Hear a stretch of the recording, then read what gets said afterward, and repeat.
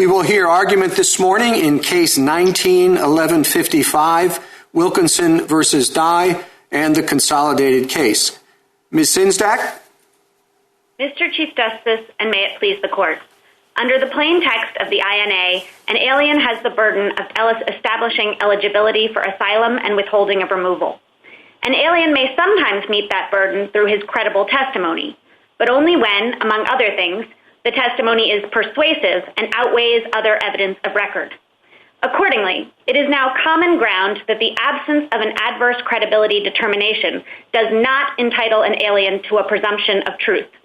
Rather, a reviewing court should consider whether the agency's non-credibility related reasoning is supported by substantial evidence. These now undisputed principles demonstrate that the Ninth Circuit erred.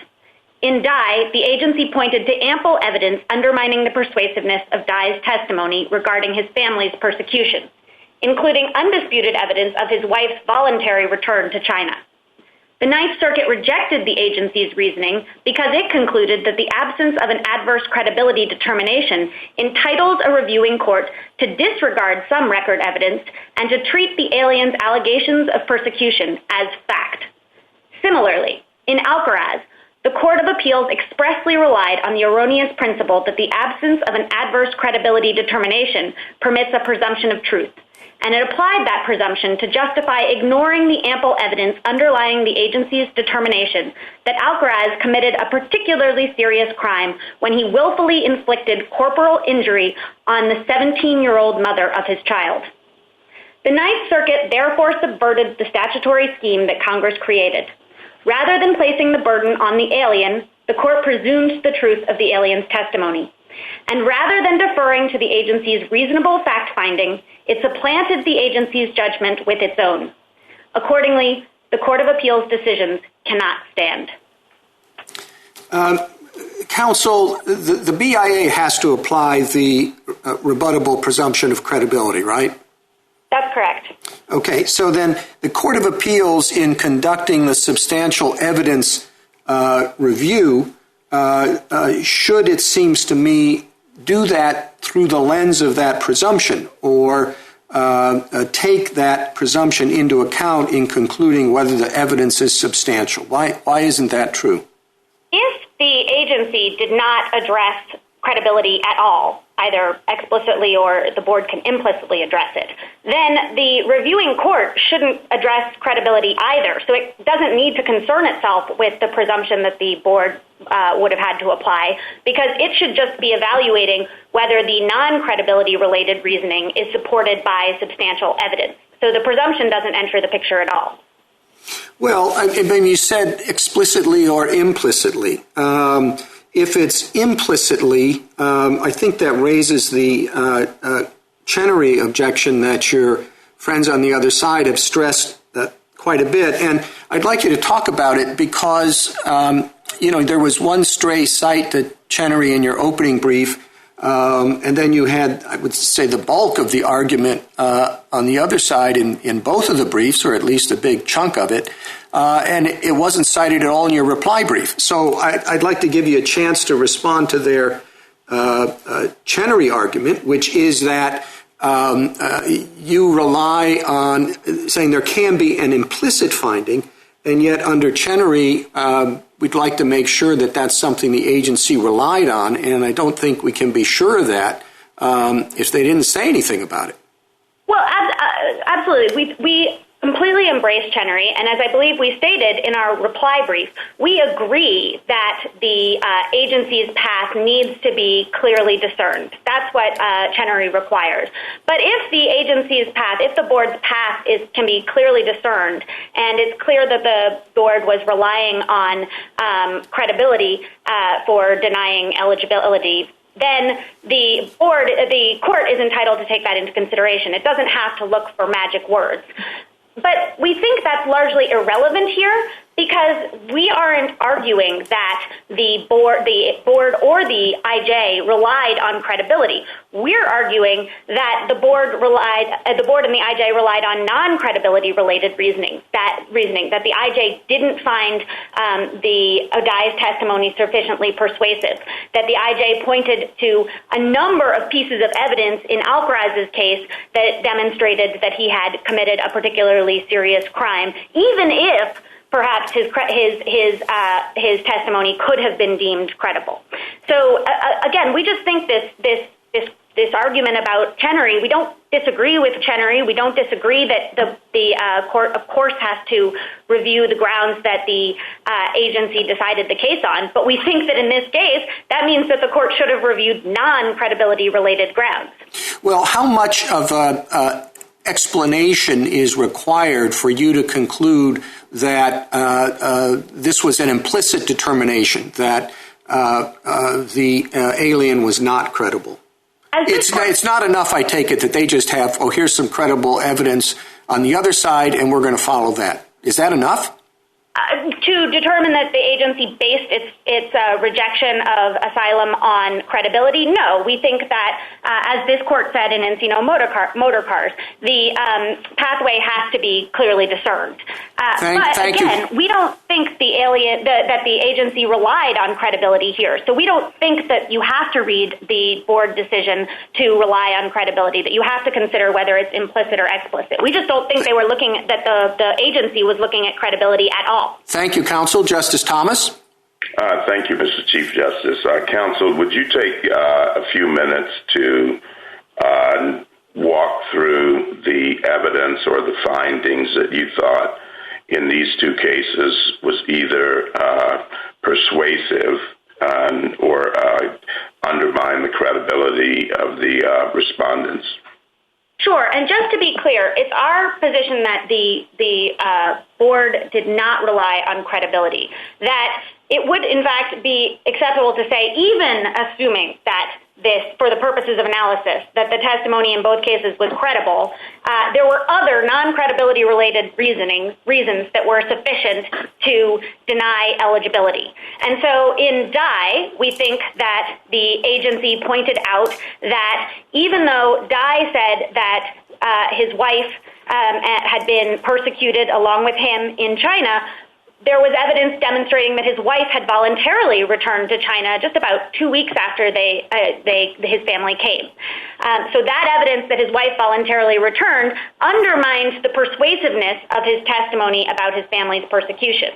And then Dai was not forthcoming about the fact that his wife and child had returned, and he admitted before the IJ that he wasn't forthcoming because he was worried about admitting that his wife and child had voluntarily returned, demonstrating that he was aware that there was something not quite right about saying, we're fleeing persecution, I want to bring my wife and child to safety, when his wife and child had voluntarily returned. And then third, when the asylum officer asked Dai for the real story behind his travel to the United States, he said to make a better life for his child and to because he didn't have a job. He did not reference the persecution. And I think the fact that he said the real story, he recounted the real story without referencing persecution at all, that too undermines the persuasiveness of his testimony that he needed to stay in the United States because of persecution. So I think in Dai, there are three pieces of very strong evidence that undermines the persuasiveness of the alien's testimony, even if you assume for the purposes of analysis, for the limited purposes of analysis, that Dai testified credibly. Judge Trott seems to think that there isn't much difference. It's not worth even making the distinction between credibility and persuasiveness. What do you think of that? I don't think that's quite right, because I think that credibility is a baseline. So credible testimony must be just capable of being believed. And I think that persuasiveness is a higher bar. To be persuasive, you have to have the power to persuade. I think we can all imagine scenarios where someone might be credible but not persuasive. A lawyer might be credible in his arguments but not persuasive. My 6-year-old son might be credible when he tells me he didn't eat the cookies, but I may not ultimately find that persuasive if I find crumbs all over his room. So I think there is a distinction between the two terms.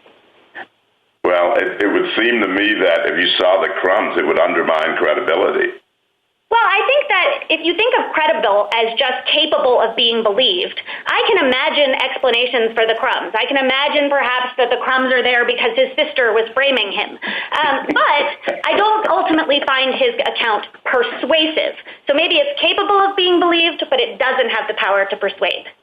Well, it would seem as though if the crumbs were on his around his mouth, you would think that that wasn't quite credible. So it seems like the existence of the crumbs could be both go to credibility and to persuasiveness. Absolutely. And we think that evidence often will go to both things, and that Congress acknowledged as much because it said that the same considerations go into the credibility analysis that then so consistency with outside evidence is something you can consider in the credibility analysis under 1158 B1 B3, but then 1158 B1 B2 says you should weigh credible evidence against evidence of record. So things like consistency can go into both categories.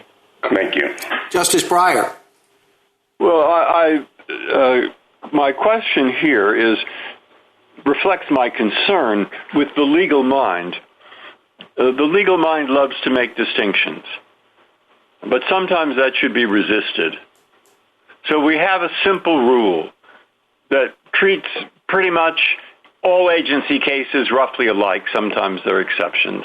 That what a court of appeals does with a factual matter or some matter like this really is look for substantial evidence. End of matter.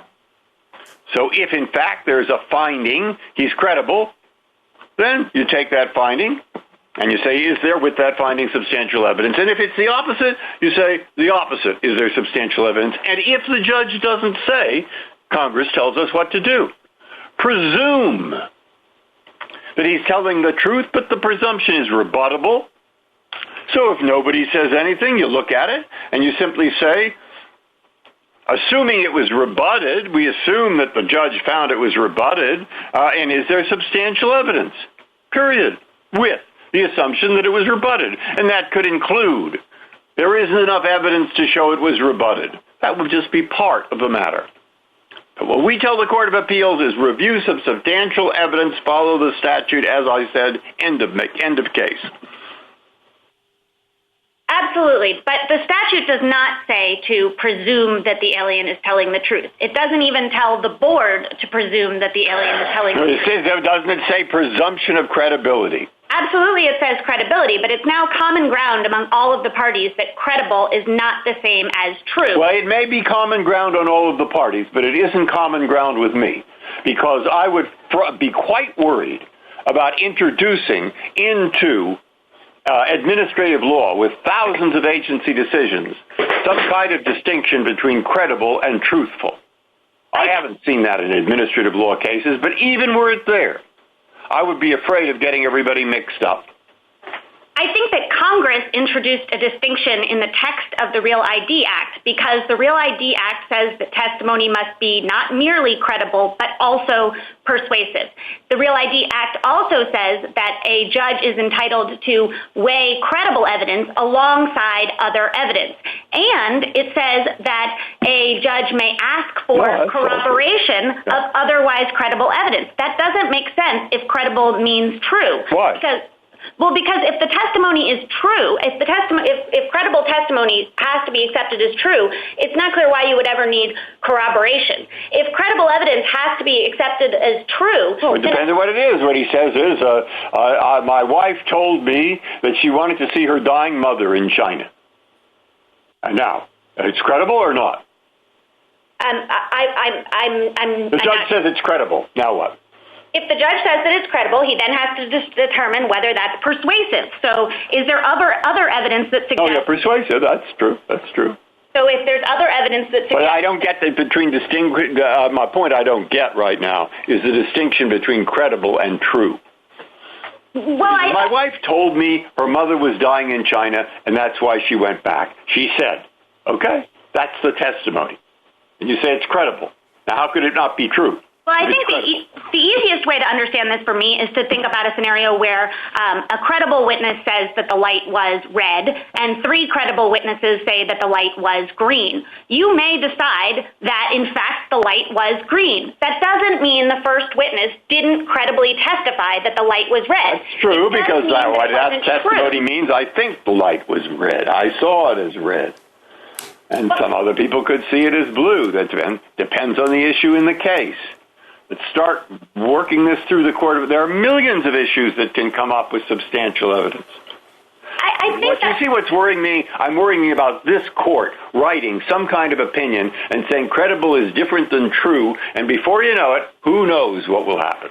I think we stay to substantial evidence, period, and we get as close to that as we can, reading into it the part, well, it may be too long to explain in a question, but I've made my point. Yes, I think that the court could say that according to the plain text of the INA, Congress did not consider credible to be synonymous with true. Thank you, counsel. Justice Alito? Well, I think you have an argument. The Ninth Circuit said in both cases, as I read their opinions, that the BIA must explicitly say that the alien's testimony is not credible, or else there is a presumption of credibility. I think that's incorrect as to the BIA as a matter of law.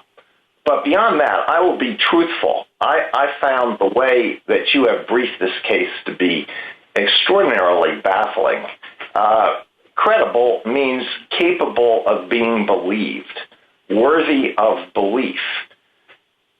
It doesn't mean that the testimony is accurate. A person, it may turn out that it's inaccurate, but this distinction that you are drawing between credibility and persuasiveness is, I think it's extraordinarily confusing and invalid. If at the end of the day, you conclude that your son really did eat the cookies, he was not credible. What he said was not worthy of belief.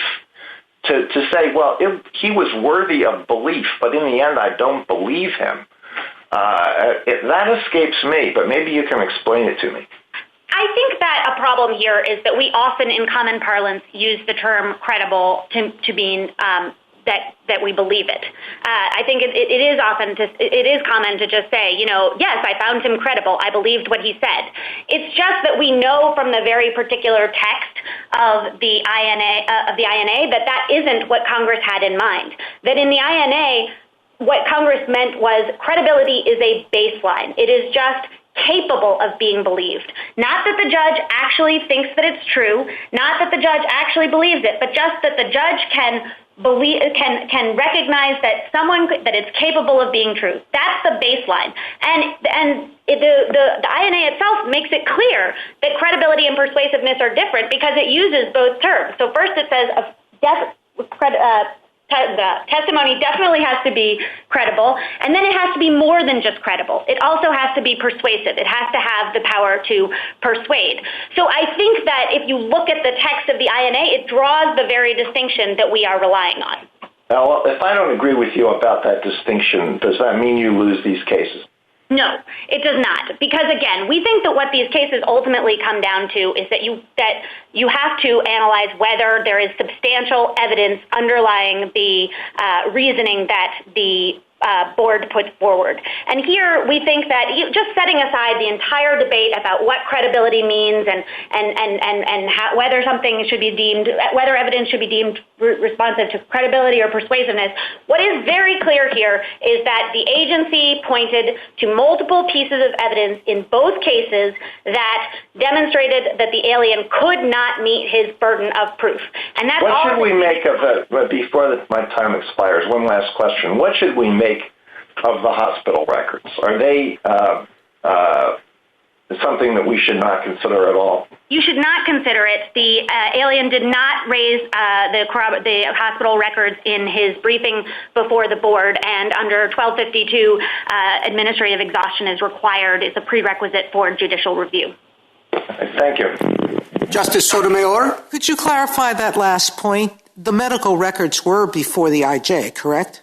They were before the IJ, and before the IJ, the government elicited testimony from Dai to the extent that he had not done anything to authenticate the letter, the medical records, and that when the government asked how what would prevent someone from just writing in information into the records themselves, he said that he didn't know, but he hadn't done that.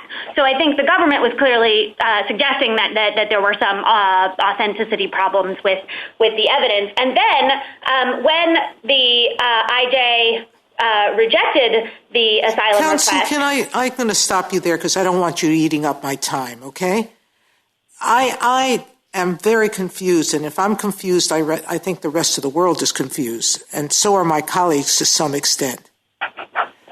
Evidence can be credible, but not adequate to meet a burden. People can say certain things, and you can still say, yes, I believe he encountered the police, yes, I believe they did something to him, but no, I don't think it rises to the level of persecution. That's a form of a lack of persuasiveness. There are situations in which people can be credible about one aspect of something, but not another. This is a perfect case. Dai may have been credible about the persecution of his wife and the fact that they were forced to abort a child, but incredible as to why he left China, and whether it was based on the fear of persecution or not, that his wife went back, all of the things you mentioned could be viewed that way. There are any dozen reasons. Are we responsible for figuring out what the BIA meant? If it doesn't make an adverse credibility finding, which wasn't made here, and it's not clear what the basis of their decision was, aren't simple administrative law principles at play, and shouldn't we just remand to say, what is it that you found incredible? No. First of all, the text of the INA says, and I'm not going to talk about persuasiveness because I think that that's a little bit of a red herring. It says that the IJ has to weigh credible evidence along with other evidence of record. So here, I think that it is a very familiar situation in which, even assuming the IJ found the testimony of Dai credible and found the testimony of Alcaraz credible, he then had to weigh that against the other evidence in the record. And if other evidence in the record suggested that, in fact, Dai had not been persecuted, then Dai had not met his burden. And here the IJ pointed to 3 pieces of evidence that suggested that Dai just hadn't met his burden, even assuming that the testimony was credible. And in Alcaraz, the Counsel, IJ before you go on with Alcaraz, there the BIA did remand. And the issue was whether or not, and the Ninth Circuit found that they couldn't rely on the probation report, presumably because the BIA will have to decide whether or not that witness was available for cross-examination or not. But I'm not sure why we granted cert in Alcaraz, because the Ninth Circuit did what you're asking. It remanded there. No, we aren't asking for a remand. What we're saying is that the court should apply the substantial evidence standard, and because there was substantial evidence in Alcaraz, even if you ignore the probation report, the IJ pointed to the fact that it was a domestic violence offense. She pointed to the fact that the elements involved the willful infliction of corporal injury resulting in trauma, and the fact that he had been sentenced to 2 years, which indicated that the sentencer thought that he had committed a very particularly serious crime. So I think you could just look at that and say that obviously meets the very, very generous substantial evidence standard set out in Section 1252. Justice Kagan? Ms. Sinstad, you said that the board had not relied on credibility reasoning in these cases. That's your principal submission. And you said instead there were these 3 pieces of evidence in Dai. There was the probation report on Alcaraz. But as you listed those pieces of evidence, they all seemed to me to go to credibility. So let's just take the Dai case. And one of the pieces of evidence that you cited was, he started stammering when he talked about his wife's return, and he was very hesitant to tell the truth, and he looked uncomfortable. And that is classic demeanor evidence going to somebody's credibility. And similarly, the other pieces of evidence, they all go to whether or not he's telling the truth, which, honestly, join me up to Justice Alito that if the evidence is related to whether he's being honest in his testimony, then it goes to credibility. So how are all of those pieces of evidence not essentially related to credibility? First of all, I think that, just to be clear, it wasn't just demeanor evidence. And in fact, I'm not sure I did refer to demeanor evidence with respect to Dai not being forthright. If you would just answer the main question, Ms. Sinstad. Absolutely. So there is an overlap, certainly, between credibility and persuasiveness. Obviously, testimony isn't going to be persuasive if it is not credible, if it isn't even capable of being believed. But it is within the IJ's power to say, look, I think there were inconsistencies in his testimony, but I still think that he is capable of being believed. So I'm not going to say you get an adverse credibility. In the end, Ms. Sinstad, did the board believe that Mr. Dai was lying? I don't think the board said that he was lying. What it said is there's other evidence that suggests, ultimately, that the facts haven't been established here. Well, how would the facts not be established if he was telling the truth?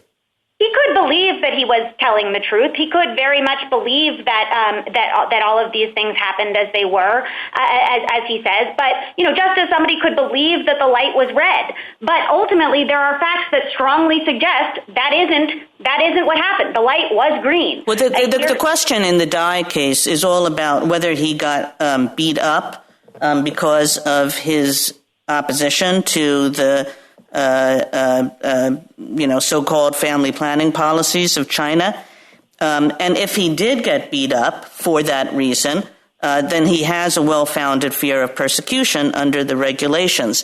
And are you saying that the board said that he was mistaken as to whether he got beat up? I am saying that the board did not think he had submitted sufficient evidence to meet his burden of proof. I know, but how did the board reach that determination unless the board decided that he was lying?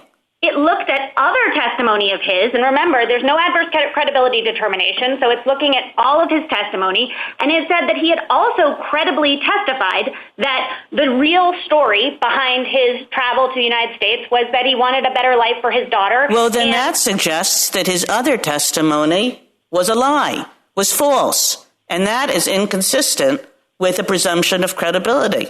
There's no extraneous evidence in this case at all. It all relies on whether Dai is telling the truth or not. And there's a presumption that kicks in, and you're saying, well, you're not grounding your argument on whether that presumption was overturned by the board. Instead, you're saying that the board presumed he was credible and then did something else. But there's nothing else to be done in the Dai case. He told a story. It's an honest, true story, or it's not. If the court thinks that all of the evidence that the agency pointed to is only relevant to credibility, then I think it would and has to would necessarily dictate that the board didn't and the agency and the IJ didn't think he was telling the truth. Then I think the only mistake that was made here was that they didn't use the word credibility. Thank you, Ms. Sinsak. Justice Gorsuch? Good morning, Ms. Sinsak. I'd like to explore a slightly different point, and that is, where does this presumption apply? In the government's opening brief, it took a position that it applies only in appeals to the BIA and not in court. The reply brief didn't appear to me to press that point with the vigor of the opening brief, and I'm just curious what the government's position is now. The government's position remains that the presumption applies before the board and not before the court. As we explained in our reply brief, we don't think that we need to get bogged down in that, because here we just don't think that credibility is the issue. But we continue to believe that the clear language of the statute makes the presumption applicable before the board. Okay, let's suppose you're right about that just for the moment.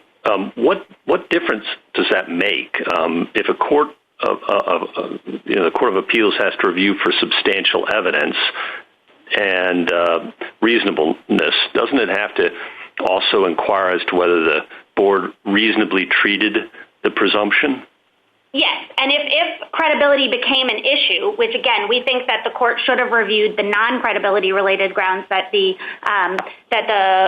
board relied on. But if credibility became an issue, yes, it would have to say we think the board implicitly found that that Dai was not credible, and we think there was sufficient evidence that the presumption of credibility was overcome. And here, I think, frankly, there is because. Let me just stop you there. I'm sorry, but you say implicitly, and I guess I'm wondering how a court could decide that the board acted reasonably based on an implicit credibility determination when the statute seems to require the board to make an explicit one. I don't think the statute requires the board to make an explicit credibility determination. The only thing the statute says in that regard is that if the fact finder or if has not made an explicit adverse credibility determination, the board should apply the presumption. It doesn't then say, and the board must... So we don't have an explicit finding from the IJ. Mm-hmm. Why wouldn't it be unreasonable, therefore, for the board to, let's just assume for the moment it did, implicitly reject the credibility of the witness? I think you have to look at this against the backdrop of what the circuits have considered an explicit adverse credibility finding insofar as the Ninth Circuit, in the majority opinion, explained. You know, they haven't even credited things where the board has said that, you know, he didn't seem quite credible. Oh, okay, but let's assume it's implicit, as your first answer seemed to suggest. Could the board reasonably affirm an IJ based on implicit credibility determinations, or would that be something a court of appeals would have to reverse in light of the statute?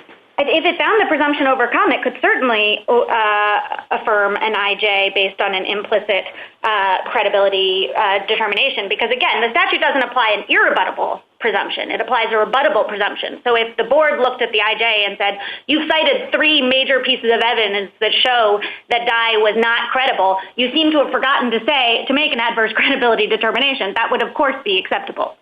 How about, I certainly understand the reluctance of immigration judges and trial judges everywhere to make adverse credibility determinations expressly. It's an uncomfortable task. But what on the other hand, what's so difficult about requiring the government to do just that?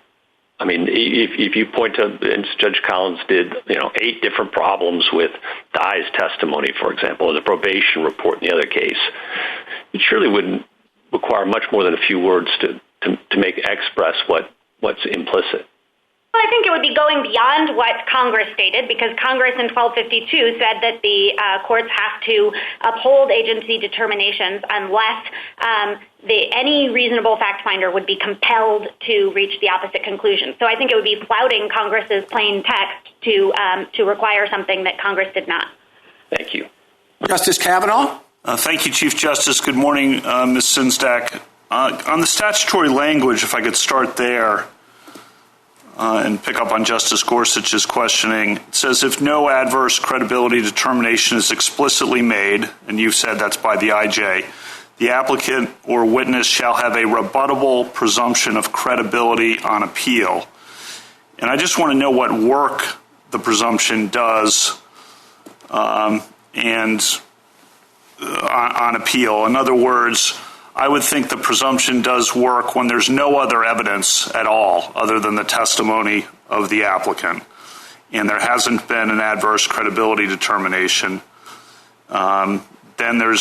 Then you have that presumption of credibility on appeal, and presumably that will sustain the burden. But you can tell me if that's wrong. If there's any other evidence, however, then the presumption, I guess, drops out, or the case becomes like any other case.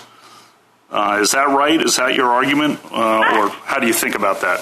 I'm certainly willing to go with that, but I think why is that wrong? You don't think that's right? What's wrong with what I said there? Well, I think that if the IJ has not made an explicit adverse credibility determination, then the court then the board needs to determine whether the presumption has been overcome. And I think that could occur in cases where there is other evidence. And the way I think about it is if, for example, the IJ said, I'm not going to address credibility, but I think that, the testimony is not persuasive, or I think other evidence demonstrates this isn't correct. You could say any number of those things, and the board could evaluate it and say, well, we don't accept the grounds that the IJ relied on, but we think we think he's probably not particularly credible. And I think there the presumption would kick in and say, no, you can't make that finding. You actually need to either determine whether the presumption has been overcome or remand to the IJ to make a credibility determination. What's the point of this provision, do you think? I think exactly what I just said. I think it prevents the board from just assuming that the alien was not credible.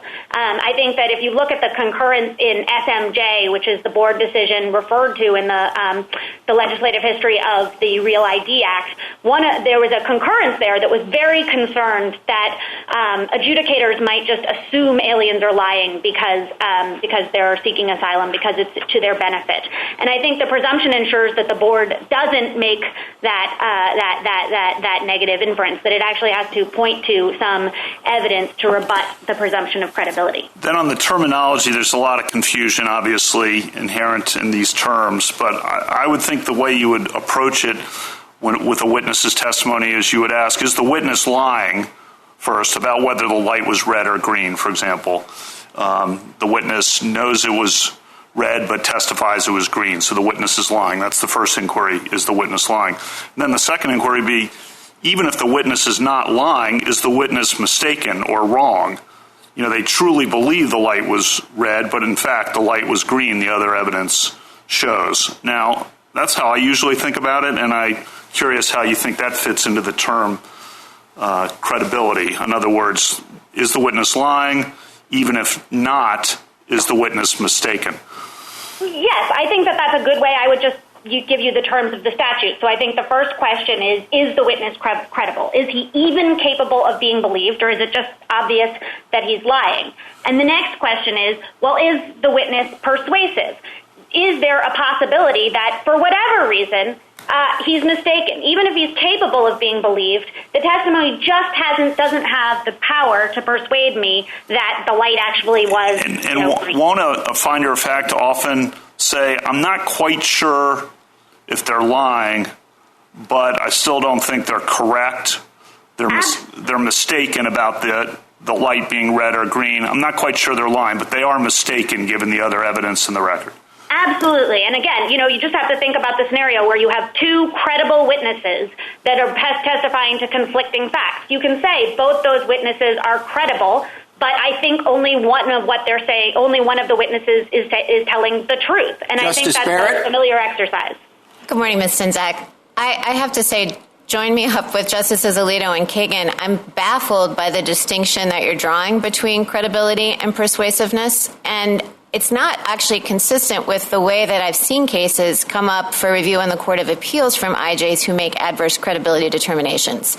The ones I've seen, they've essentially been equivalent to saying that the witness is lying. This fine distinction between believable and believed just seems, nitpicking to me. As Justice Kavanaugh was saying, seems to me more like credibility refers to, are they lying? And then persuasiveness, as Justice Kavanaugh was suggesting, points to other reasons why you might not believe them. So I could, thinking about your example with the child and the crumbs, I was thinking as you talked about an example about my child, I come home and find the child hysterically crying, and she says someone was beating at the door. I think somebody was trying to break into our house. And I can believe her. I don't think she's lying. But then my neighbor says, I saw it was the UPS man. So I would not find her story persuasive, not because of credibility, but because there was other evidence that showed she was not, in fact, in danger. It was the UPS delivery man.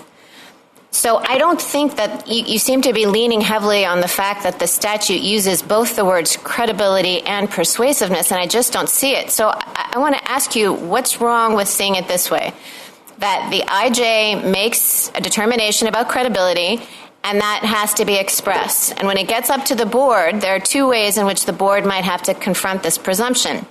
Either the IJ actually found the alien incredible and the board disagrees, in which case it has to confront the presumption and explain why it thinks the evidence rebuts that presumption of credibility, or the IJ might not have done a good enough job in making an adverse credibility determination explicit as the statute requires. And then still, the board has to presume credibility and then explain why it thinks the presumption is rebutted. If the board offers such an explanation, once it gets up to the Court of Appeals isn't applying any kind of presumption. The Court of Appeals is just reviewing it for substantial evidence and seeing if the board's explanation, and the board has to show that it understood what presumption should be there, whether the board's explanation was rational and substantial evidence supported its determination that the alien was not telling the truth. Is that an okay way to think about it? And how is that different from your way? I don't think it's obviously a little bit different from the way that we think about it, because we think it is coherent and, in fact, what the statute dictates, that an alien's testimony can be credible but not ultimately persuasive. But I also don't want to resist it too much, because I think we may just come out the same way. The key thing here is that under 1252, a reviewing court should not overturn an agency's findings that are supported by substantial evidence. And what 1252 does not say is, and they have to have appropriately labeled that evidence as going to credibility or persuasiveness or sufficiency or something else. It just says you have to look, and as long as any reasonable fact finder could say that there is evidence in the record that supports the agency's determination, it has to be affirmed. So if you think that what happened here is the agency, the IJ and the board should have said the word credible and didn't, then I still think that leads to upholding the agency's determination. I mean, this court has said that judicial review is not a ping pong game. We don't just bat back and forth. Counsel, let me just interrupt you to sneak in one more question. Is it your position that IJs actually on the ground proceed in the way that you're suggesting, drawing this distinction between someone could believe you, but I don't, and just using credibility in the way that Justices Alito and Kagan and I have been using it just as it means truth? I think there's a basic problem because the Real ID Act only came into existence in 2005. And before that, there was a focus on credibility alone. And the Real ID Act introduced the fact that the IJ has to be satisfied that it's not just credible testimony, but also persuasive. I'm not sure on the ground that IJs have fully accounted for that change in the law, but that doesn't mean that it's not the law. Thank you. A minute to wrap up. Ms. Sinzdak? Sure. I mean, in the end, I think that what we're seeing here is there's general agreement that there was plenty of evidence in both cases. Indeed, one might say substantial evidence in both cases demonstrating that the alien was not eligible for asylum or withholding of removal. And the only question here is whether the evidence should have been labeled as persuasive or credible or some other way. I think the statute makes very clear that it is within the IJ's right to say that testimony is credible but not persuasive. The IJ, after all, has to be satisfied that the testimony is persuasive. But even if you doubt that, under 1252, the agency's determination has to be upheld so long as any reasonable fact finder would not be compelled to reach the contrary conclusion. Thank you. Thank you, counsel. Mr. Katyal? Thank you, Mr. Chief Justice, and may it please the Court. The government petitioned for certiorari claiming courts should not enforce a presumption of credibility when reviewing board decisions. But now, as they said to Justice Gorsuch, they accept that this presumption does apply in federal court. So all we are left with is a purely fact-bound issue of whether, in this specific case, once the presumption is applied, the board had substantial evidence that a particularly serious crime was committed. I'm not sure that this question alone would be cert-worthy, but in any event, the answer to that is easy because the board provided no reasoned explanation for rejecting Alcarez's testimony, which the government admits had to be presumed credible. The government made a remarkable concession that for the legal standard, that Encino Motor Cars requires that, quote, the pathway must be clearly discerned, to use Ms. Sinsdak's words. Here, that's impossible to discern. As the Court of Appeals found, the board's decision was based on, quote, a probation report which directly contradicts Alcarez's testimony. If that court were to ask, why did the board believe one account and not the other, it'd have to guess. Was it based on a reason at odds with the record, arbitrary, or something else? Did the immigration judge overlook the only eyewitness account from the mom, which is curiously never mentioned by the IJ or by the board? Did he misunderstand Alcarez's no contest plea? Did he think Alcarez agreed with the probation office report, even though that report was written months after the plea? If this court is to endorse the application of the government's rule today, it set a new basement-level standard for the quantum of reasoning an agency must offer to support its factual findings, one that would radiate far beyond immigration throughout the administrative state. This court should decline that invitation and affirm.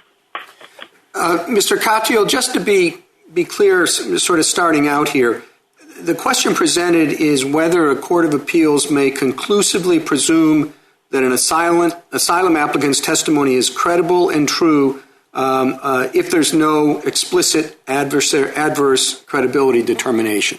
And your answer to that is no. The Court of Appeals cannot conclusively presume that the applicant's testimony is credible and true. Is that right? Yes, to a point, Your Honor. As our brief in opposition said, it is to presume the testimony is credible, but there is sometimes a distinction with truth, and, I think Justices Alito and Kagan are getting at the fact that there's a massive overlap here, and we don't push that point too much, but there is at least some distinction, and so those words true are the part in which we would disagree with, that we find a problem. And I also understand your position to be that there are no magic words here. The BIA does not specifically have to find that we think doesn't have to have an explicit adverse credibility determination. Is that right? There are no magic words to create that express adverse credibility determination. There is to be one in order to have a rebuttable presumption. And once there is that rebuttable presumption, Mr. Chief Justice, we do think it makes the persuasiveness inquiry very hard because of cases like Greenwich Collier's, which say that an agency can't, quote, stand mute and disbelieve credible evidence. Right. So what it comes down to, in your view, is simply how much of an explanation the BIA is required to provide before the Court of Appeals can say that it implicitly made an adverse credibility determination. I think that's largely right. So, our point is, as the case comes to the board, there was a rebuttable presumption of credibility. The board then had two options. One, and I think they were laid out by Justice Barrett, one is to say, I rebut that. It's actually not credible. The other is to make a persuasiveness finding and to say, I believe it, it's capable of being believed, but the evidence is outweighed. Thank you, counsel. Justice Thomas. Yes, Mr. Katyal, I'm a bit confused.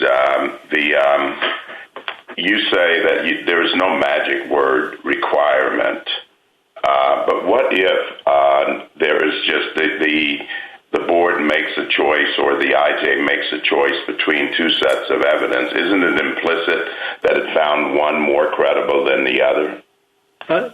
Justice Thomas, we don't think that you can just implicitly rely on a persuasiveness calculation, particularly when the evidence is presumed credible. I think that's what I'm getting at with Greenwich Collier's, which is cited at page 39 of our brief. And indeed, Congress has this whole thing in the Real ID Act about credibility, about the need to make express adverse credibility findings. It would make hash of the statute, make hash of Congress's work to accept, I think, what the government is saying here, which is, hey, as long as you've got something that might implicitly be read one way, that's enough. I mean, that's not what this court ever accepts in the administrative law context. You wouldn't accept it for the SEC or the EPA, and I certainly don't think you should accept it here. But is your argument the argument that the Ninth Circuit used?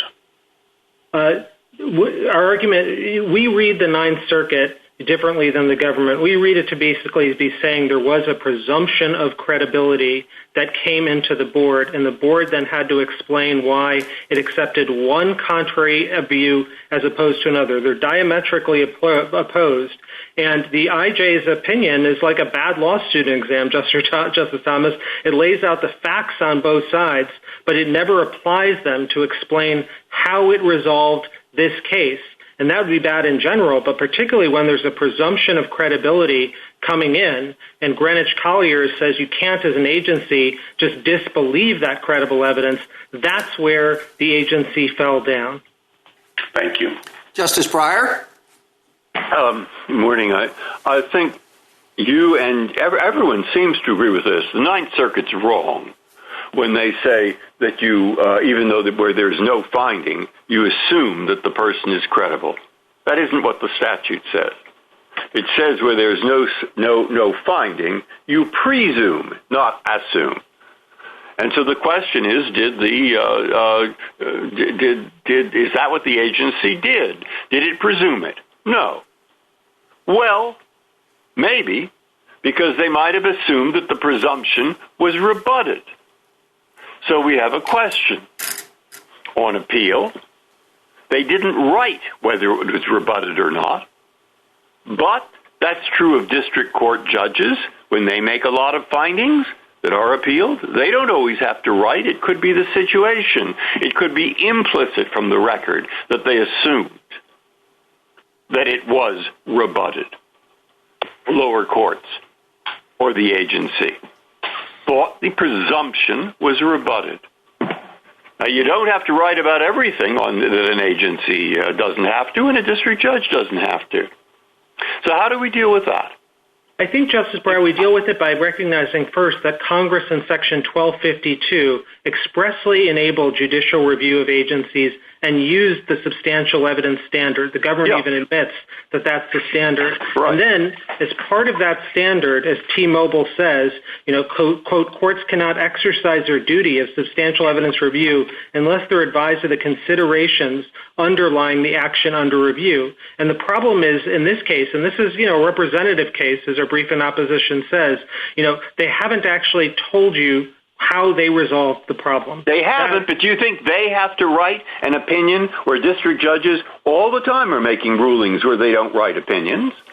And suddenly an administrative law judge has to write an opinion on this matter, on every matter? Is this different from any other matter? I think in all agency review contexts, as opposed to district court circumstances, yes, there has to be a reasoned explanation. Of everything? And that's not detailed. Why should that be? Why could you not infer from the situation what the IJ thinks, whereas we do infer from the situation what a district judge thinks? Because, Justice Breyer, for 7 decades, the Chenery Rule has required more and said it's not rational basis, that there's a worry about agency decision-making, and it's not some extreme standard, as, then Judge Gorsuch's opinion and Lin Yang said, it's pretty easy to meet this standard. You just got to say something, or Judge Colleton's opinion and sing. So this is not... Justice Alito? I don't know that I have very much to add here. The Ninth Circuit said, and I'm quoting from the opinion in your case, we have repeatedly held that where the BIA does not make an explicit adverse credibility finding, the court must assume that the petitioner's factual contentions are true. I understand you now to acknowledge that that was an inaccurate statement of the law. Isn't that right?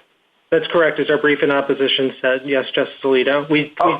Okay, so the BIA can implicitly find that the presumption was rebutted. And then the question does seem to come down to whether it is permissible to read the BIA's opinion as sufficiently stating that the board found that the requirements for asylum were not met. whether they provided a sufficient explanation. They don't have to do it explicitly, but they have to provide an explanation. That's the question, right? So Justice Alito, that question is different than the first one you asked me, because you're saying, could it be done implicitly? And I think 7 decades of administrative law require a reasoned explanation. I could imagine it could be done implicitly. They don't have to say and come out and say, exactly all of their handiwork, but they have to show enough to explain what they did. And as I said in my opening, here you just don't know that. Like, for example, there's only one eyewitness to this whole account. It's nowhere mentioned in the IJ report or in the board's decision. Well, the board could do this, could it not? The alien testified to this. There were other witnesses that testified to this. Another witness testified to this. Without going through each witness and saying, we believe A, we disbelieve B, we believe C, they simply say, these are the facts that we find. That would be sufficient, wouldn't it? Well, Justice Alito, I'm not sure that is the reasoned explanation that is required. I mean, you don't even have that here, but I think I think just to lay out the facts and then just say we decide on one. I mean, Congress created judicial review in 1252 for a reason. It's got to be meaningful, and it's not meaningful if a litigant like Alcarez can't even, make heads or tails of what the decision actually said. And, we've heard many different versions of what we think the IJ and the board did or the government thinks it did. That makes it impossible to appeal. And remember, Justice Sotomayor? Mr. Kuchel, I have a basic problem in this case, starting from where Justice Alito did, which is you've admitted the Ninth Circuit applied a wrong presumption. It seems to me that then the only thing that happens is a remand to see exactly what they intended or didn't intend. I do have a problem in this case believing that this ruling was on anything other than credibility, i.e. that the IJ and the BIA didn't believe your client with respect to the nature of the assault. Am I correct in that assumption? I don't think so. So first of all, Justice Sotomayor, we don't think that the Ninth Circuit actually held what the government says. Our point is if you read it that way, then yes, it's got some stray extraneous language. But remember here, the Ninth Circuit remanded this case to the agency because of hearsay.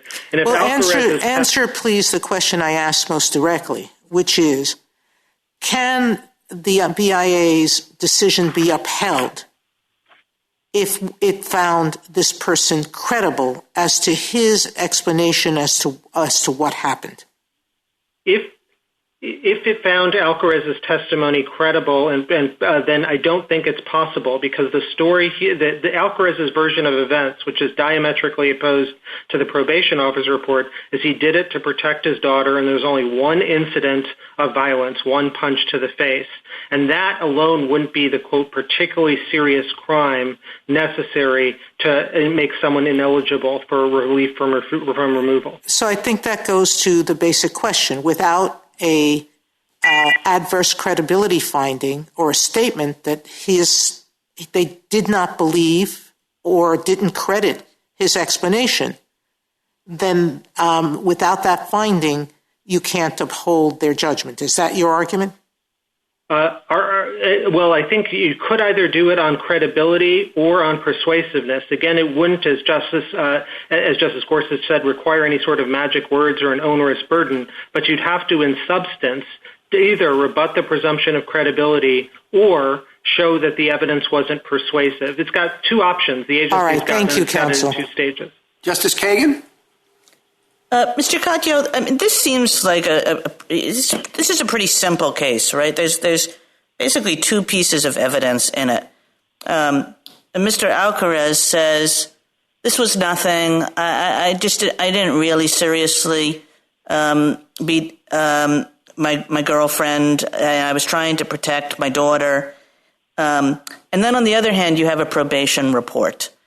So it comes up to the board, and because there was no finding, it comes with a presumption of credibility. But the board is now looking at the probation report and saying, generally we believe probation reports rather than convicted criminals with incentives to lie. And that's exactly what we're doing here. We're going to believe the probation report that this was an extremely serious crime. So isn't the surrounding circumstances, and then you look at this case, and basically it just comes back down to, do you believe Mr. Alcaraz or do you believe the probation report? Isn't it just clear that the board believed the probation report rather than Mr. Alcaraz? And if that's so, isn't it clear that essentially the board decided to rebut the presumption? So Justice Kagan, the government doesn't even make that argument, and I think because your hypothetical demonstrates why. Because there is no language anywhere in there that we don't believe criminals or anything like that, or we tend to believe probation officers or the like. Indeed, had that language been in there, that would enable precisely the kind of meaningful judicial review Congress put in 1252. As it stands, we have to guess whether those are the rationales, something else that the government has offered are the rationales, and the like. That's the problem. And again... But aren't you just asking, it seems as though you're just asking for one more sentence, which is, or even half of a sentence. We believe the probation report rather than Mr. Alcaraz because.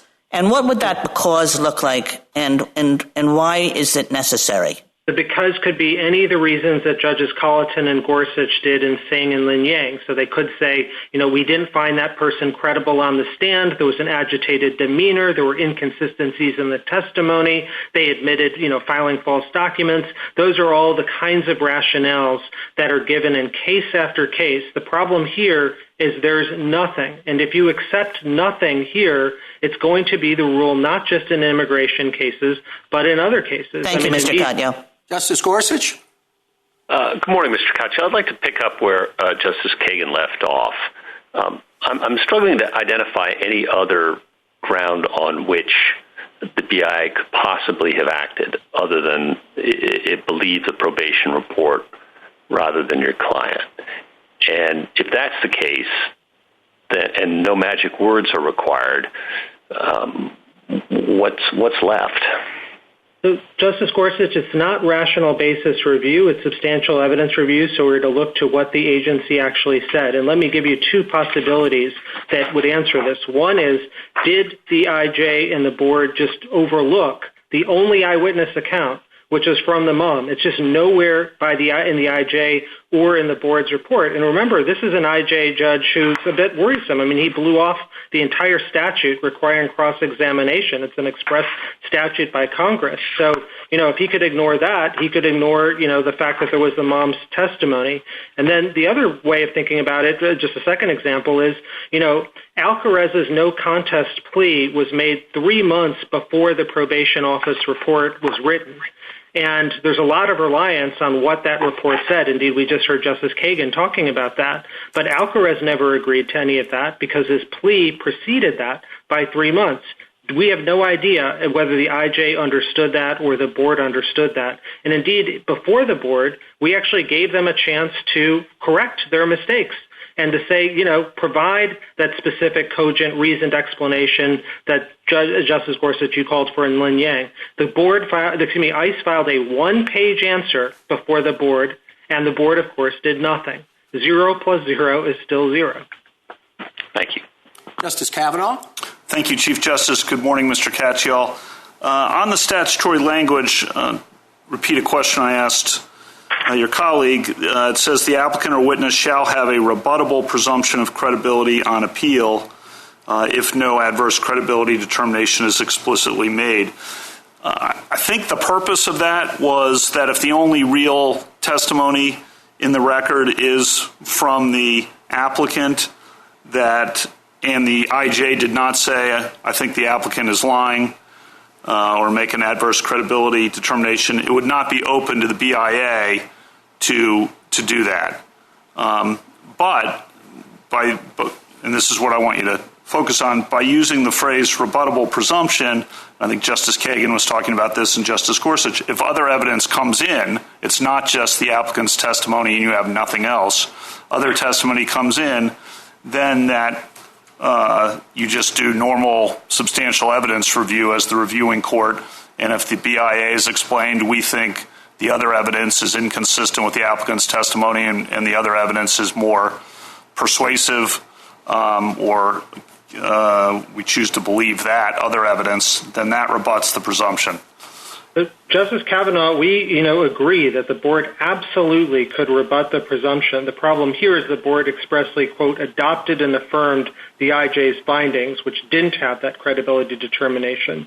And so the board never discussed credibility or gave any reasons to find Alcarez non-credible. Nothing like what Justice Kagan was getting at about how we don't believe criminals or we believe probation office reports. Just put aside this case, and I understand why you're focused on this case. Is that how you think the statutory provision operates? We do think that the board absolutely can rebut the presumption. They've got to do so with some work. And, a circuit court sitting on 1252 review would look for a reasoned explanation. So it's got to explain what they're doing and have some reason behind it, just as in any administrative law context. That's all. It's not an onerous standard. It's just one that the government can't meet here. That's helpful. Thank you, Mr. Katyal. Justice Barrett? Good morning, Mr. Katyal. You said, I just want to be sure that I understand the ways in which your position is distinct from the government's. So it seems like you don't quite buy the government's argument that credibility simply means, is this person capable of being believed rather than I believe them. But I did hear you earlier say something about something can be credible and not persuasive on the grounds that you don't believe the person. Can you just tell me what you mean by credible? How you understand it? Credible is capable of being believed, and sometimes, and rarely, there will be a difference between credibility and persuasiveness. For example, if someone says, I'm worried if I go to Mexico that I'm going to be beaten up, and the judge doesn't think he's lying, thinks it's genuine, but as a result of country testimony by the State Department and others, just thinks that's not right. Those are the types of circumstances. Here, as I was saying to the Chief Justice, when a case comes in with a presumption of credibility, Greenwich Colliers says, that really heightens the burden on the agency. But Mr. Katyal, in the example you gave, I think actually then you and I might be interpreting it the same way, because that's kind of like my child and the UPS man example. On that example, it's not that the person was lying, it's just that they're mistaken based on other outside evidence. So you're right, they may be credible, but it not be persuasive. But that's consistent with credibility referring to the truth or falsity of the testimony. Is the person lying or not? Right? It is consistent. The one point I'd make, though, Justice Barrett, is when you're answering that second question about whether other evidence outweighs or disproves it, it's got to be a reasoned explanation. The agency just has to explain what it's doing clearly and provide some reason for it. But the presumption wouldn't apply then before the board, right? Because in that instance, it's not that the board... Or I guess would it? Because it's not that the board is saying, there would be a presumption that the person wasn't lying, right? So, Justice Barrett, this isn't a presumption in the air. It's a presumption about credibility. And so when Congress uses those words, it picks up pre-existing cases like Greenwich Colliers, which say that you can't disbelieve credible evidence. Now, and so without a reasoned explanation. So we don't doubt that the agency could provide that reasoned explanation, and indeed they almost always do. As the amici briefs say, IJs are trained to do that. They just didn't do it here, and it'd be very dangerous for you to accept on this record this application of the government. Thank you, Mr. Katyal. My time's up. A minute to wrap up, Mr. Katyal. Thank you. My central point, as I was saying to Justice Breyer, is that this is a standard agency case. The agency had one job, and it fell down on it.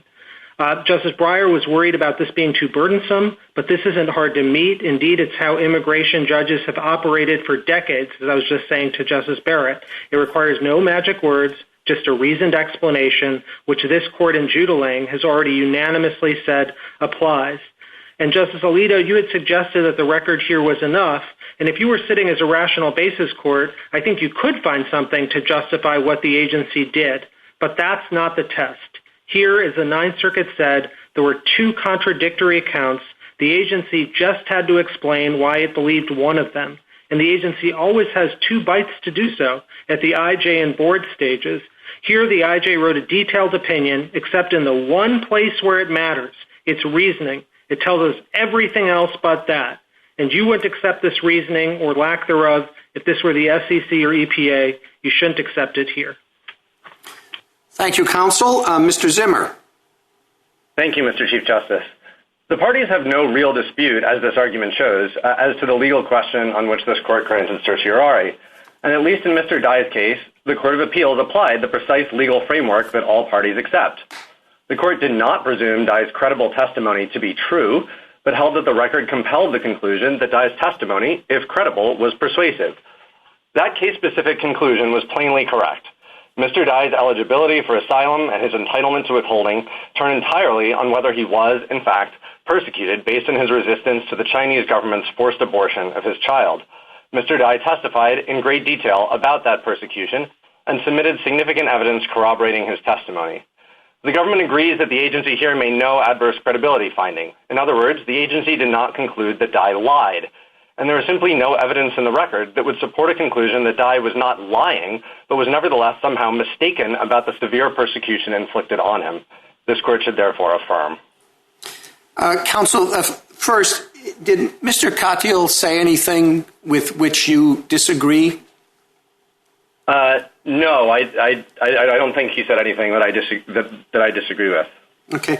On the remand question, it seems to me that the bottom line is that in that respect, you are insisting on magic words. In other words, the Court of Appeals was all right not sending it back because there were an absence of those words in the BIA decision. Is that wrong? I think it is wrong. I guess I'm not sure what magic words we would be requiring. I think that ultimately the way that the statutory presumption works is sort of as a gap filler as to credibility in the face of administrative silence. And so whereas here the agency accepts the testimony as credible and moves on to persuasiveness, then it is under the statute taking the testimony as credible, and there's nothing left to do as to credibility. I think that gets at the question you were asking, but I don't think that there's anything specific the agency would have to say. It just has to follow what the government agrees is a clearly discernible path as to finding the presumption rebutted. Thank you, Counsel. Justice Thomas? Thank you, Mr. Chief Justice. Counsel, Judge Trott below, I have difficulty with the distinction between persuasive and credible, and it just seems like a false dichotomy to me. But can something be? Can you have 2 points of view, both of which seem credible, but yet one is not persuasive? Sure. I mean, I think this gets at Justice Barrett's example of the UPS delivery person, where you can have two narratives that are both credible, but one of which turns out to just be incorrect based on other evidence of record, that somebody can be credible and yet mistaken. And I think that's sort of where the distinction between credibility and persuasiveness comes up, that ultimately somebody can be testifying honestly, in other words, not perjuring themselves, not lying, but ultimately just be wrong.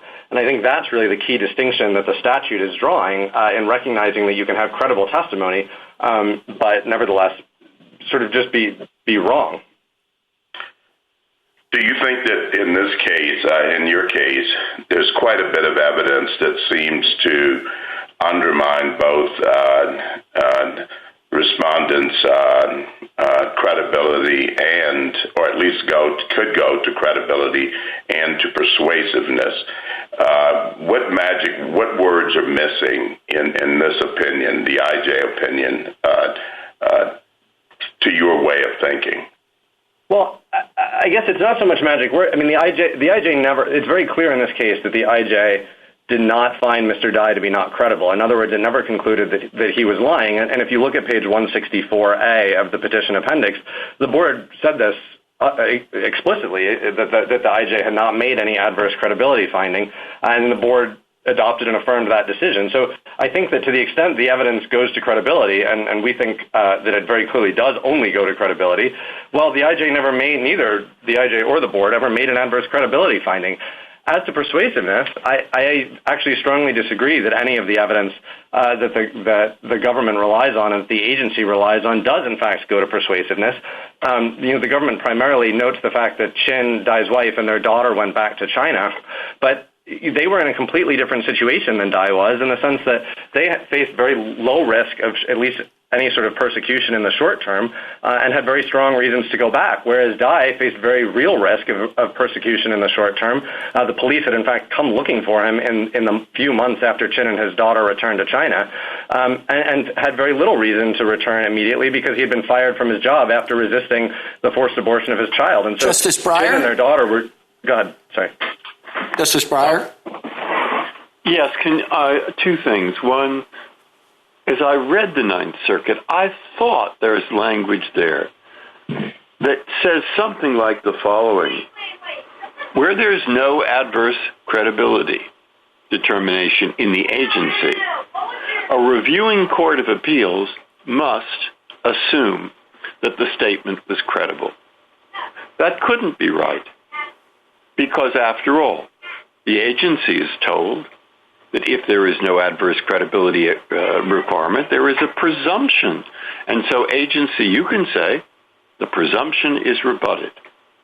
Am I right about what the Ninth Circuit is saying, or not?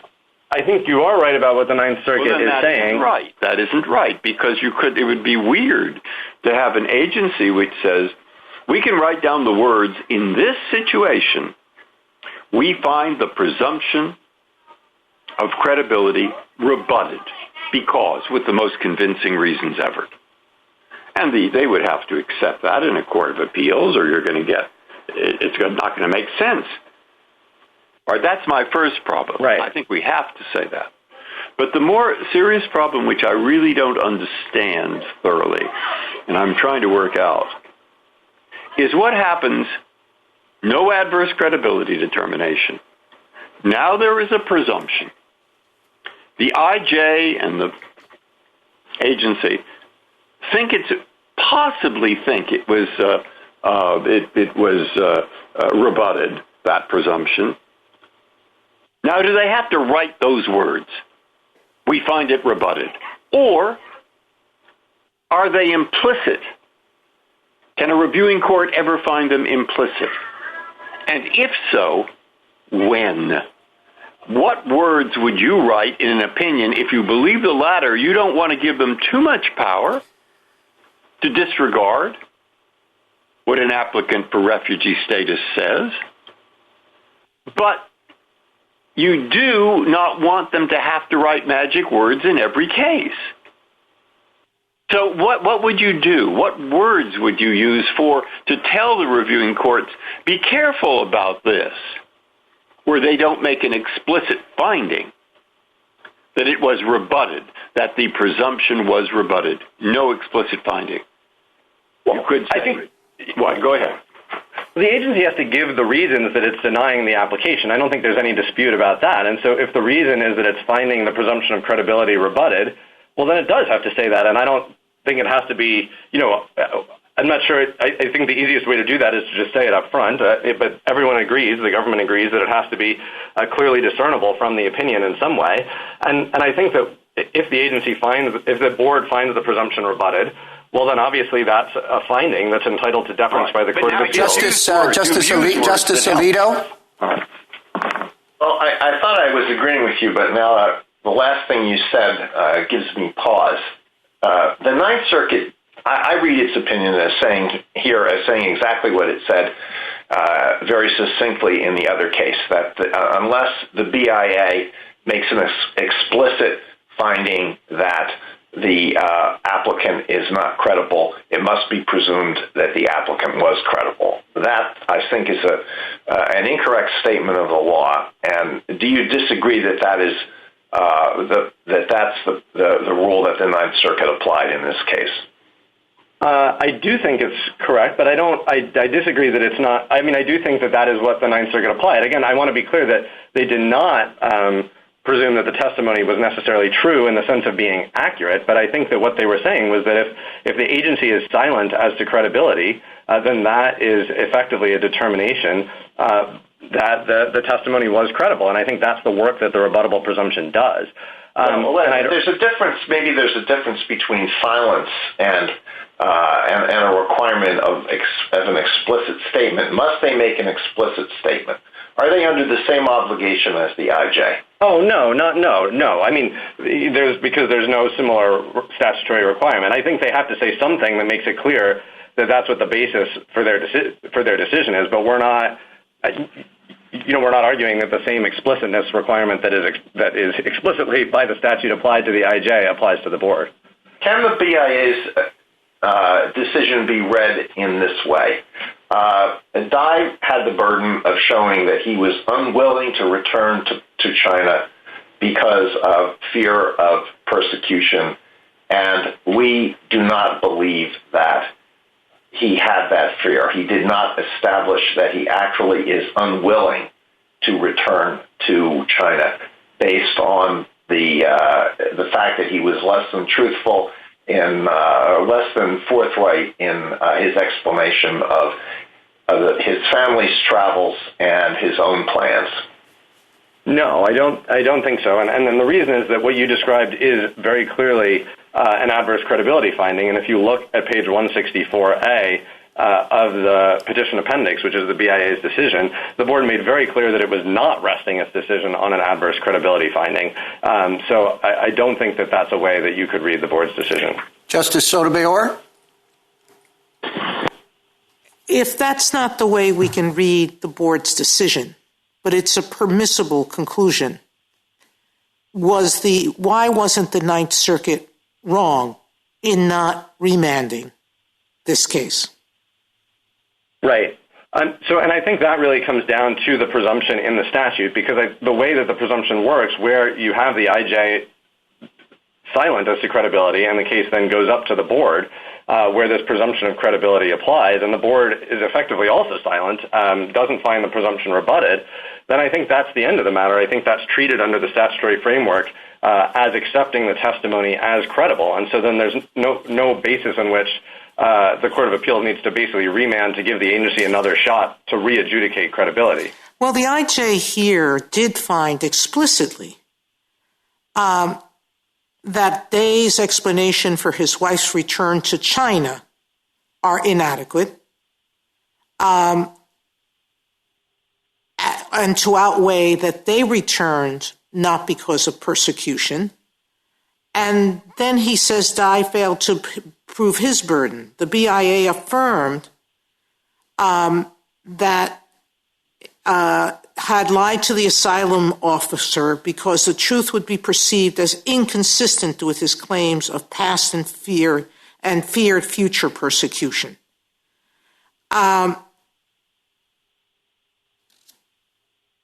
That, to me, suggests the conclusion that Justice Alito suggested. So if that is possible, given what they did say, why isn't an automatic remand appropriate? Well, look, I think to be clear, if the agency was sort of keeping open the remand, keeping open the credibility issue as something it wasn't addressing, then maybe a remand would be appropriate. But I think if you look at page 164A of the Counsel, petition appendix, they said, both the IJ and the BIA said he lied about something. Well, I guess so. They didn't believe him about something. So why shouldn't we figure out what that meant? Right. I mean, so to be clear, Dai never actually lied. I mean, and they never accused him of lying. He sort of was reluctant to disclose this information. When he was sort of asked point blank whether they had come to the United States, he was upfront about it. There's no dispute. All right, thank you, counsel. Justice Kagan. Mr. Zimmer, I want to work off the understanding of law that you started with, which is the same as the one Justice Barrett was using, which is that this presumption of credibility, what it says is that in the absence of a finding, we are going to take the testimony of the applicant as honest, as truthful. The applicant didn't perjure himself. But then there is extraneous evidence that could come in to show that the applicant was wrong. And that distinction actually makes all the sense in the world in a statute like this, which is about a well-grounded fear of persecution, that the applicant can testify as to his fear and all the things underlying it. But then there can be other evidence which shows that that fear is not well-grounded, notwithstanding the truthfulness of what the applicant said. So let's take that as the sort of premise of what the statute does. Dai, it seems to me, could have lost in two ways in that world. One is if we understand the board to have rejected the presumption of credibility. In other words, to have decided that, in fact, Dai was lying when he said that this was the reason that he wanted asylum. And the second is, no, they accepted that he was telling the truth, but there is extraneous evidence indicating that he is wrong as to his fear of going back to China. So if you could comment on either of those two ways of saying that Dai was wrong and why you think neither of those is supportable. Right. So I certainly agree with all of that. And as to the first one, the sort of the idea that he was lying, I'd point the court again to page 164A, where the board made very clear that it was not resting, that the IJ had not rested its decision on, and that it was not resting its decision on an adverse credibility finding. So the agency just didn't find that he was lying. So I don't think that's a basis on which the Court of Appeals could have affirmed or could have denied the petition for review. As to whether or not he was somehow testifying truthfully but mistaken, again, I don't think that there's anything in the record that would support that, in the sense that everything pointed basically the same way. Dai gave very detailed testimony about the persecution he suffered. He submitted corroborating evidence in the form of hospital records that showed his injuries and his wife's abortion, and he showed country conditions evidence that was extremely Thank you, Mr. Zimmer. Justice Gorsuch? Good morning, Mr. Zimmer. The BIA, as I read it, said that your client failed to meet his burden because his wife and daughter returned to China. That is the ground on which it rests. Why isn't that sufficient? I mean, maybe you'd argue that that's not sufficient evidence or something like that, but for purposes of our discussion here, why wouldn't that be enough to overcome credible testimony by Mr. Dai about his well-founded fears? Sure, and I think the testimony credible. It's like the light is green versus red. Mr. Dai thinks it's green, but there's other evidence in the form of his wife and daughter's behavior that suggests it's red. Right. So I think the answer is goes to as the Court of Appeals explained, the very, very significant differences in situations that he was in versus his wife and daughter. And his wife and daughter... Perhaps. And that would go to whether there's substantial evidence in the record, I suppose. Right. But it wouldn't go to anything having to do with the credibility determination issue before us, would it? No. I think probably not. I mean, I don't think there's certainly nothing about that contradicts his story or suggests that he was lying. Right. Okay. Thank you. Justice Kavanaugh? Thank you. Good morning, Mr. Zimmer. Just to make sure you agree with the distinction between is the witness lying, and then the second question, regardless of whether the witness might be lying, is the witness nonetheless mistaken? And you agree that credibility in this statute only goes to the first of those two questions. Is that correct? That's correct. Okay. And then going to page 164A, the BIA does say that the respondent's family voluntarily returning and his not being truthful about it is detrimental to his claim and is significant to his burden of proof. What do you say to that sentence? Well, again, I mean, so first of all, I just disagree with it as a factual matter, but sort of I think that if you look at the... But just to interrupt, isn't that the board saying, I guess, the first of Justice Kagan's two options and how she posited it? Well, I think it possibly could be read that way, except that if you look at 164A, the board goes on to say that the immigration judge need not have made an explicit adverse credibility finding.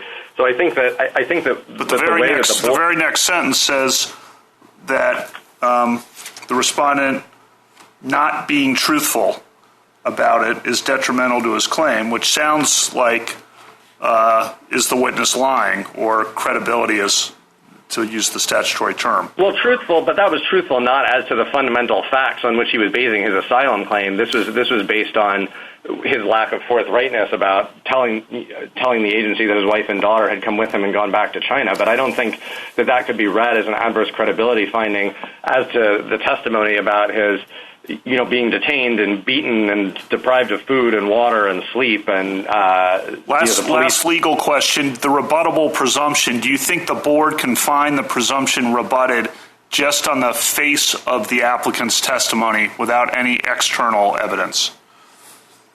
Do you understand the question? Yes, I do. I think it would probably be an unusual case, but I don't think there's anything that statutorily precludes that. Thank you, Mr. Zimmer. Justice Barrett. Good morning, Mr. Zimmer. So I have a question about Justice Kagan's two ways to understand what the board has done. One, that Mr. Dai was lying, or the other, that he was telling the truth, but external circumstances show that he was mistaken. And my question is about the standard of review that the board would apply in reviewing the IJ's explanation. So in the first scenario, the lying, we all agree that there would be a rebuttable presumption that he was actually telling the truth, right? If if there's no express adverse credibility determination, the board has to apply this presumption, right? Yeah. So is that better or worse? In the second, let's assume that what the board wants to conclude is that, in fact, it's reviewing what it thinks is the IJ's determination that he might be telling the truth, but he's wrong because of external reasons. What's the standard of review there?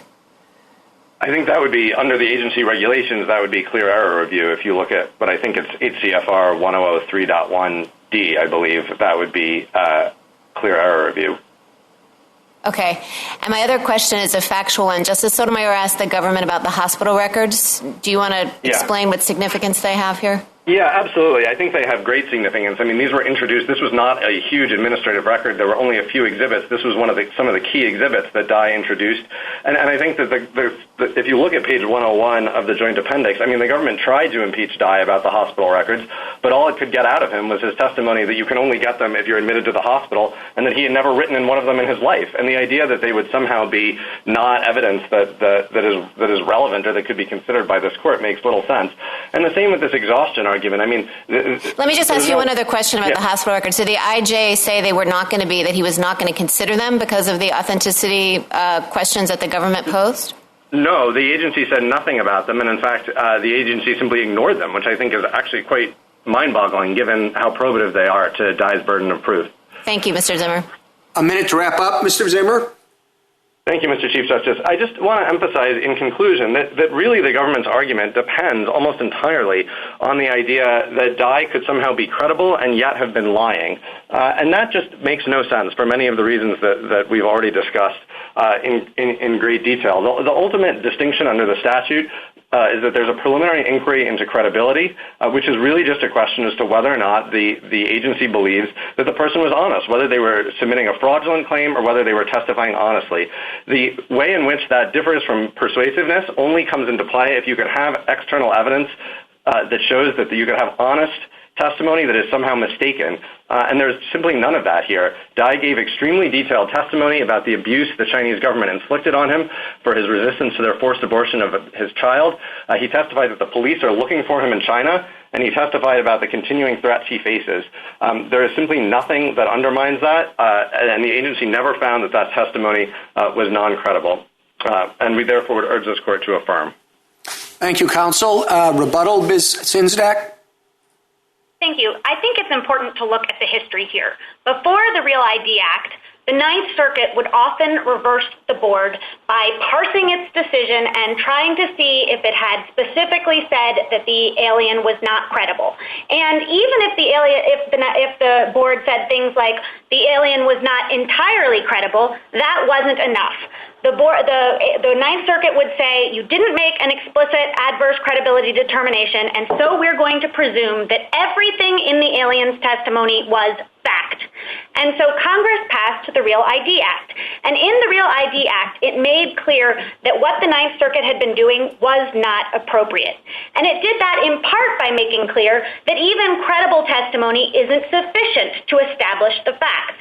A fact finder that is not satisfied that testimony is credible, persuasive and contains sufficiently detailed information to satisfy the requirements, can reject the testimony. So the mere absence of an explicit adverse credibility determination is not enough to dictate that the testimony of the alien has to be accepted as fact. And I think that at this point, everyone has acknowledged that the Ninth Circuit has continued to apply its pre-Real ID Act rule. And for that reason, the decisions below have to be reversed. And in fact, looking at 1252, the only question that the Ninth Circuit should have been asking is whether any reasonable fact finder would have been compelled to reject the agency's conclusion.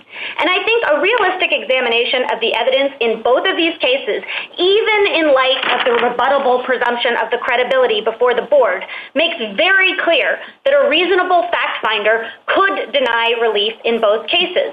In Alcaraz, we had the testimony of the alien, and the IJ dutifully summarized the alien's account, and then it pointed to multiple pieces of evidence demonstrating that the alien had committed a particularly serious crime. Even setting aside the probation report, it pointed out that he was convicted of a domestic violence offense, that the domestic violence offense involved as its elements